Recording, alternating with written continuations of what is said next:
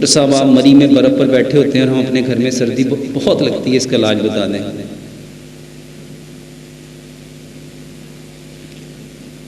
اللہ سبحانہ و تعالیٰ نے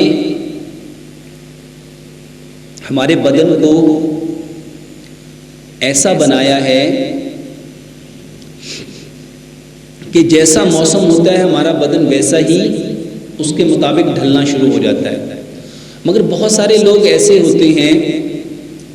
جو وقت کے ساتھ موسم کے بدلنے کے ساتھ ویسا نہیں بدل پاتے، تو اس کی وجہ عموماً ان کے بدنوں کا کمزور ہونا، ان کے جسموں کا کمزور ہونا، اوور سینسیٹیوٹی یہ ہوتی ہے۔ اس کے لیے ہمیں کرنا کیا چاہیے؟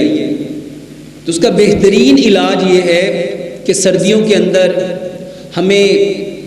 ایسی غذاؤں کا، ایسے مشروبات کا، ایسے حلوہ جات کا استعمال کرنا چاہیے جو اللہ سبحانہ و تعالیٰ نے پیدا ہی سردی کے لیے کی ہے، جیسے ڈرائی فروٹ ہیں، اور بہت سارے ڈرائی فروٹ ایسے ہیں جو انتہائی سستے ہیں لیکن ہم لوگ اس کو استعمال ہی نہیں کرتے۔ یہ کھجوریں، خشک کھجوریں استعمال کرو،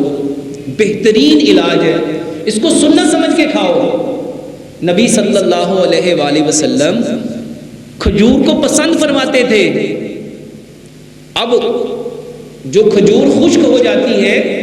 اس کی طاقت پہلے سے ڈبل ہو جاتی ہے، تو خشک کھجوروں کو استعمال کرو، بھنے ہوئے چنے استعمال کرو، بادام، کاجو، پستہ، اخروٹ اس کو استعمال کرو،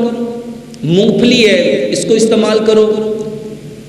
سردیوں کے اندر مچھلی کا استعمال کرو۔ پیارے پیغمبر جناب محمد صلی اللہ علیہ وآلہ وسلم شہد کو پسند کرتے تھے، اور اللہ سبحانہ و تعالیٰ نے قرآن میں فرمایا شہد میں شفا ہے، تو شہد کو استعمال کرو، زیتون کو استعمال کرو۔ ایسی چیزیں جو اللہ سبحانہ و تعالیٰ نے پیدا ہی سردی کے لیے کی ہیں، ایسے پھل، ایسے ڈرائی فروٹ، ایسے حلوہ جات جو ہمارے معاشرے میں بنتے ہی، بلکہ ہمارے پاکستان کا تو کلچر ہے گاجر کا حلوہ کھانا، پیٹھے کا حلوہ کھانا، ہمارا تو یہ دستور ہے دال کا حلوہ بنانا۔ تو میرے بھائیوں، ہمیں سردیوں میں وہ چیزیں استعمال کرنی چاہیے